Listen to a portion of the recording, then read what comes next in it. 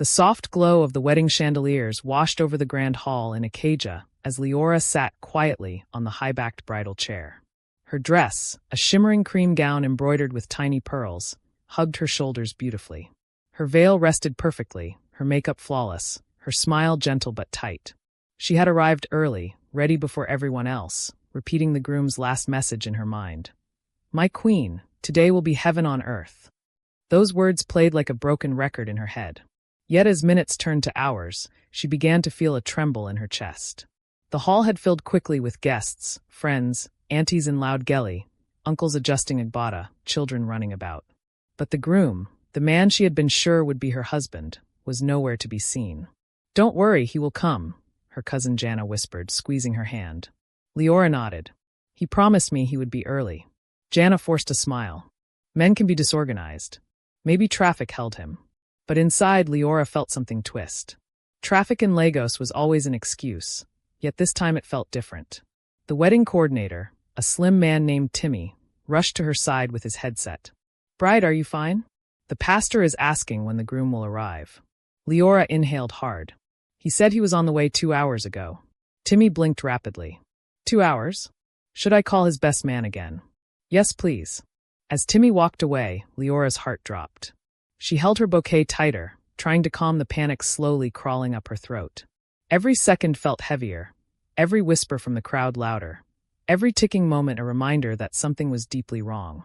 The murmurs in the hall grew louder, rising like gentle waves that slowly built into a storm. Leora could hear snippets of conversations floating in the air. "Where is the groom? Is this normal? Has something happened?" Her mother, Mama Lika, walked toward her with worry in her eyes and fan in hand. "My daughter," she said softly, "this delay is too much. Have you spoken to Caro today?" "No, Mama. He only sent a message this morning," Leora replied. Mama Lika frowned deeply. "Let me call him myself." But each attempt ended the same way, no answer. A group of bridesmaids huddled beside Leora. "Should we still smile?" one asked nervously. "People are staring." Leora forced a nod. "Let's just stay calm." She wanted to believe it was all a misunderstanding. She wanted to believe he would appear any moment, running in dramatically, apologizing and hugging her. But her instincts, always sharp, whispered another truth. In the middle of the tension, Jana leaned close to the cameraman and whispered, "Please keep filming. Our viewers should stay with us. Like, share, and subscribe, and tell us where you're watching from." The cameraman nodded and continued recording every worried movement, every uneasy glance, every tightening breath from the bride. Suddenly, the doors swung open. Everyone turned sharply. But it wasn't the groom. It was his best man, Dakin, walking in with an expression that made Leora's stomach sink. He approached her chair slowly, his steps unsteady. Leora stood up immediately. "Dakin, where is he?" Dakin swallowed hard, his lips trembling slightly. "Leora, please sit." "I don't want to sit. Tell me where Caro is." The hall fell silent, people leaning forward, waiting for the answer that would either calm the chaos or ignite it. Dakin looked around nervously before leaning closer. "Leora, something happened this morning." Her chest tightened. "What happened?" He rubbed his forehead and sighed. "Caro left his house early. But he didn't go to the venue. He went somewhere else." Leora blinked rapidly, trying to understand. "Somewhere else? Where?"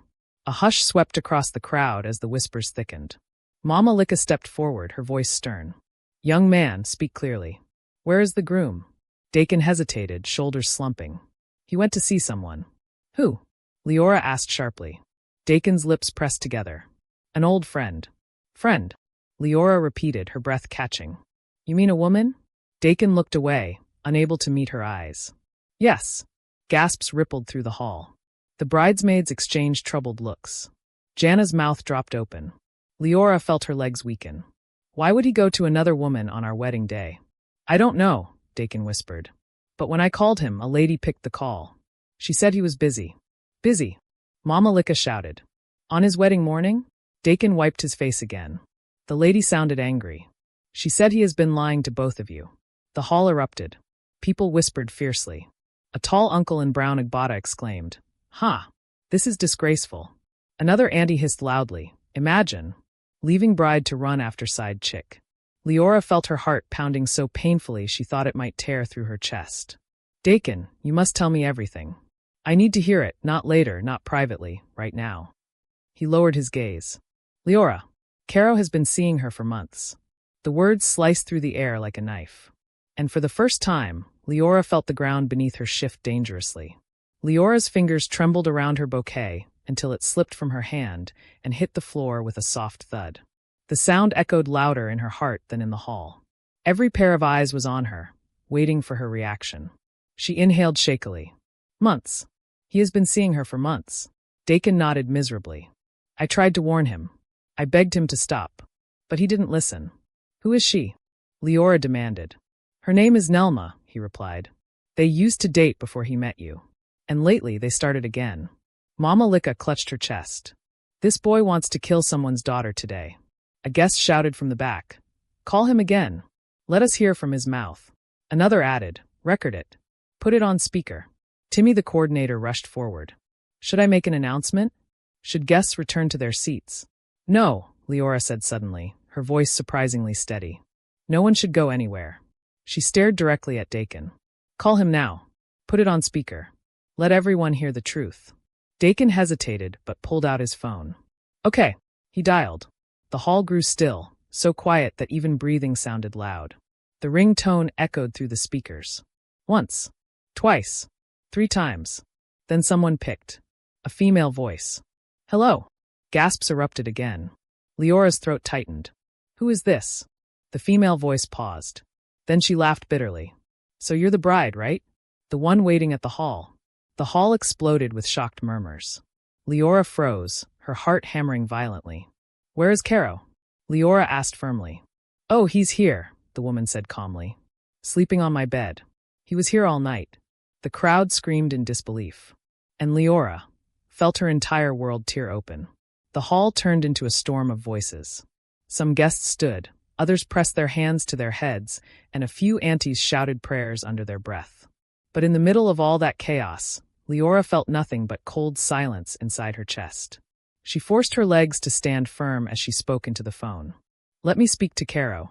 The lady on the phone scoffed. He's not in the mood to talk. In the mood? Mama Licka exploded. This woman must be crazy. The lady responded sharply. Mama, calm down. Your son-in-law chose where he wanted to be. Leora didn't blink. Tell him I said he must speak to me now. There was a muffled sound, like movement and a frustrated sigh. Then a deep, tired male voice came on. Leora, please don't create drama. The guests roared even louder. Leora's voice shook. Caro, where are you? He sighed again. I'm at Nelma's place. And you didn't think you should be at your wedding? She asked, her voice tightening. Caro replied wearily. Leora, I'm not ready. I told you I wasn't sure. You told me, she snapped. You proposed to me. You planned this wedding. You begged for this day. I was confused, he muttered. Someone yelled. Confused but sleeping at side chick house? Another shouted. Let him come here and talk. Caro continued. Look, Nelma is pregnant. The hall exploded again. Chairs moved, people gasped, someone screamed. Leora felt her knees weaken. Jana rushed to hold her, whispering, Don't fall, please don't fall. Leora stared straight ahead, breathing in tiny, painful bursts. Pregnant? Yes, Caro said quietly. And I love her. Leora felt something break inside her, a very soft, painful snap she couldn't ignore. The guests were now shouting over one another, some in disbelief, others in anger. But Leora stood still, frozen in the center of the decorated hall like a statue carved out of heartbreak. Mama Licka screamed, He loves who? After collecting bride price? After disgrace? Caro's voice on the phone sounded irritated. Please don't shout. Leora, I didn't mean to embarrass you. I just didn't know how to cancel. Leora clenched her jaw. So you left me here to find out in front of everyone? I'm sorry, he whispered. Sorry, she repeated. You think sorry will fix this?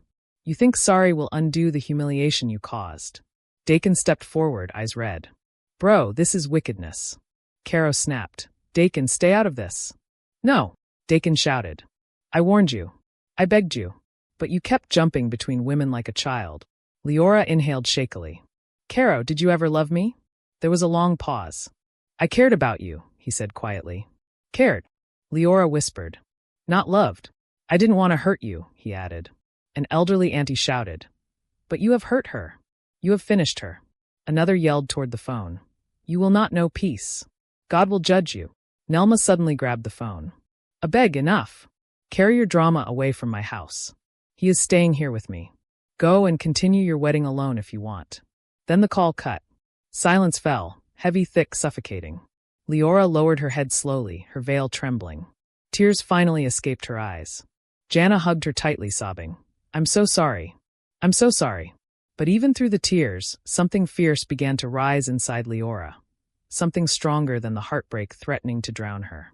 She whispered, He will not finish me. Leora wiped her tears slowly, her hands shaking but determined. She straightened her veil and exhaled deeply, forcing her voice to remain calm. Everyone please sit. The unexpected firmness in her tone surprised even her mother. People slowly returned to their seats, still whispering, still staring at the bride who had just been abandoned publicly. Jana whispered, What are you doing? Taking back my dignity, Leora replied quietly. Timmy, the coordinator, hurried toward her. Should we cancel the event? Should I ask the DJ to stop? No, Leora said. Let the DJ keep playing soft music. Are you sure? Yes. She stepped onto the small stage, standing before hundreds of eyes. The hall lights reflected off her gown, making her look like a queen standing after a war. She held the microphone with steady hands. Good afternoon, everyone, she began, swallowing hard. Thank you for coming to celebrate with us today. I know you all came to witness a wedding, but life has decided to rewrite today's script. Guests leaned forward, listening with intensity. My groom will not be coming, she continued. Gasps rose again. Leora raised her hand gently. Please allow me to speak. She took a deep breath. He has chosen another path. And even though the truth hurts, I believe it is better for it to be revealed now than after marriage. Mama Licka wiped her eyes, nodding slowly. I won't pretend that I'm not shattered, Leora said, her voice cracking. But I will not hide. I will not run away. I will not allow shame to cover me, because I did nothing wrong. A few guests began clapping softly. Leora added, and I want everyone here to remember something. Heartbreak does not end a person's life. The clapping grew louder.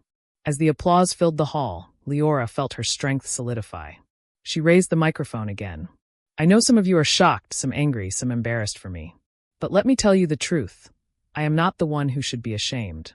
The person who breaks trust is the one who carries shame, not the one who trusted. A few people nodded and murmured in agreement. Jana wiped her cheeks and whispered, You're doing well. Keep going. Leora inhaled deeply. I want you all to hear something from me today. Love should never require you to beg. If someone wants you in their life, they will be present. They will show up. The hall hummed with approval. Mama Licka shouted softly from the front row, My daughter, talk your mind. Leora continued, Some people hide behind sweet words and promises. Some wear love like a mask. But masks always fall. And today his own fell. Gasps and murmurs filled the room. Suddenly, a man from the groom's family stood. His name was Senro, Caro's uncle. My daughter, on behalf of our family, I apologize, he said. We are ashamed of his actions. He is no longer representing us today. The hall clapped again.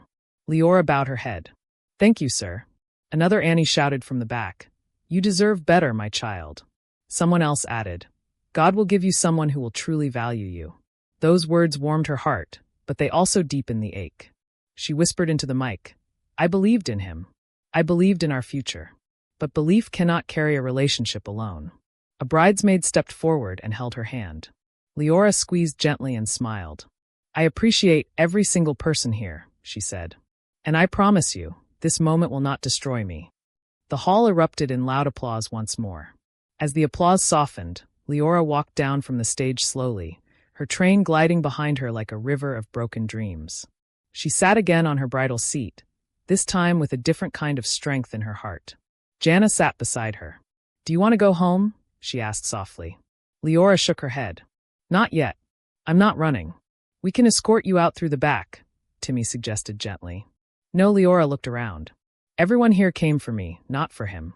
I will not sneak away like someone who did something wrong. While she spoke, one of Caro's cousins, a young man named Mello, approached cautiously. I'm sorry, sister. Caro has been stubborn since childhood. He doesn't listen. Leora nodded weakly. Thank you. This is not your fault. A small child dressed as a little bridesmaid walked over, tugging Leora's gown. Auntie Bride, are you sad? Leora forced a soft smile. A little. But I will be okay. The little girl smiled. My mummy said you are brave. That simple sentence cracked something inside Leora, and she covered her mouth as tears rolled down again. Jana wrapped her arms around her instantly. More guests approached, giving her hugs, comforting words, and blessings. Each gesture was a reminder that she was not completely alone, even though she felt emptiness clawing at her. Mama Licka knelt beside her. My daughter, let's go home. We will clean up this place. People will understand. But Leora held her mother's hand. Mama, I still feel like I need to breathe here. I need a moment. Mama Licka sighed and kissed her forehead. Take your time. And then, unexpectedly, the entrance doors opened again. Everyone turned. But this time, it wasn't the groom. It was someone else, walking with purpose. A tall man stepped into the hall, dressed in a simple white shirt and black trousers. His presence pulled attention immediately, not because he was dressed fancily, but because he walked with a quiet confidence that settled the air. People whispered as he approached the center of the hall. Who is that? Is he from the groom's side? No. I think I recognize him. Mama Licka squinted. Isn't that Aaron? Leora's childhood friend. Leora blinked in confusion when she saw him. Aaron, the boy who used to walk her home after school. The boy who always said she deserved the best. The boy who left Lagos years ago and rarely returned. He approached her slowly, his eyes soft with concern. Leora, he whispered. She looked up at him, her voice barely holding. Aaron, what are you doing here? I was invited, he said. Your cousin sent me a message when she noticed the groom was missing. She said you might need someone who genuinely cares. Jana lifted her hand shyly. I didn't know who else to call. Aaron knelt in front of Leora, right beside her fallen bouquet. I heard everything, he said gently. And I couldn't stay outside. I needed to see you. The hall grew quiet again. Leora looked away, ashamed. I didn't want you to see me like this. He shook his head. Why? You did nothing wrong. You loved. You trusted. That is not shame. Her lips trembled. He embarrassed me, Aaron. Aaron's eyes glowed with empathy. Then let your strength embarrass him back. Mama Licka sighed in relief. This one has sense, she murmured. Some guests chuckled softly. Aaron held Leora's hand gently. If you want to leave this hall, I will walk out with you. If you want to stay, I will sit beside you. Whatever you choose. I'm here. Leora exhaled shakily, unsure of what to say. Leora looked up at Aaron, her eyes filled with exhaustion and confusion. Why would you come back for this? She asked softly. Aaron squeezed her hand. Because you are not someone to be thrown away. And nobody, absolutely nobody, deserves to be left waiting in their wedding gown. Jana sniffed loudly. He's right. Mama Licka nodded immediately. Very right. Aaron helped Leora stand, supporting her gently. The hall watched in silence as the bride, heartbroken but dignified, rose once again. Her gown shimmered softly under the lights, and her veil shifted as she inhaled deeply. He looked into her eyes. Listen to me, Leora. Today is painful. But pain doesn't end the story. Sometimes it opens a door you didn't expect. Leora's lips quivered. I don't know what to feel.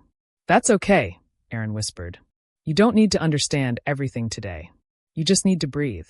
Leora nodded weakly. I'm trying. Aaron guided her back to her seat, never letting go of her hand. The guests whispered softly, many of them smiling at the sight of someone standing firmly by her side. I won't tell you to forget him, Aaron continued. Not today. But I will tell you this, you deserve peace.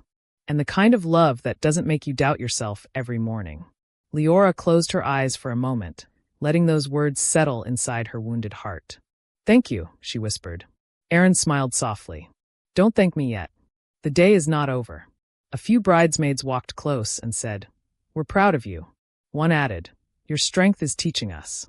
Leora exhaled deeply, holding onto Aaron's hand as if it were the only stable thing in the storm. And for the first time since morning, she felt the smallest spark of calm returning. Leora's breathing finally steadied as she sat surrounded by people who genuinely cared. Aaron remained beside her, offering silent strength. Jana fanned her gently while Mama Licka held her other hand. The chaos had softened into a quiet hum, like a storm that had passed but left the scent of wet earth behind. A bridesmaid whispered, Do you want water? Yes, please. Someone rushed to bring a bottle. Leora took a small sip, feeling her throat relax. She looked around at the guests, faces filled with sympathy, anger on her behalf, and respect for the way she had stood tall. Erin leaned closer. Whatever happens after today, know that this moment doesn't define your future. She nodded slowly. But it will always be a scar. Scars are proof you survived, he said. Not that you were destroyed. Leora sighed, wiping the corner of her eyes. I don't know what comes next. I don't know how I'll face tomorrow. Erin replied softly. Then don't worry about tomorrow. Start with standing up from this chair, when you're ready. She looked at him, then at the hall, then down at her trembling hands. Maybe I will stand soon. Not now, but soon. That's enough, Erin said gently. Behind them, a group of aunties muttered angrily about Caro's behavior. One said, Thunderfire that boy. Another added, he will meet his match. The whispers made a few guests chuckle quietly. Leora shook her head lightly. People are talking too much. Jana said, they're talking because they care. Leora nodded again, inhaled slowly, and whispered, like, share and subscribe, and thank you all for standing with me.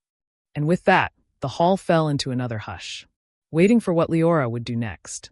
As her story continues, the hall had grown calm, almost peaceful, as though it understood that the worst had already passed.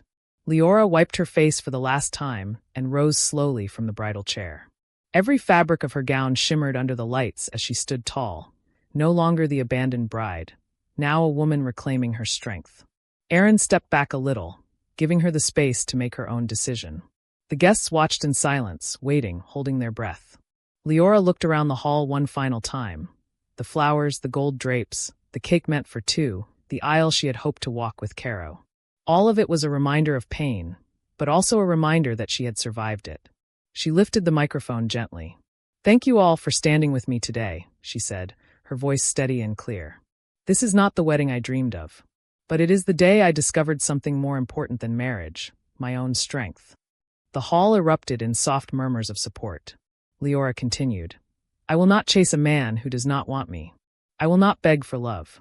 And I refuse to carry shame that does not belong to me. Several aunties clapped loudly. She looked toward the doors, the same doors she had waited by in hope. Now she walked toward them in confidence. Erin quietly followed behind, not leading her, not pushing her, just standing close enough to show she wasn't alone. As they reached the exit, Mama Licca whispered a short prayer of strength behind them. Leora stepped outside into the bright Lagos afternoon, the air warm on her skin, her heart lighter than she expected. She turned once more and whispered, like, share and subscribe.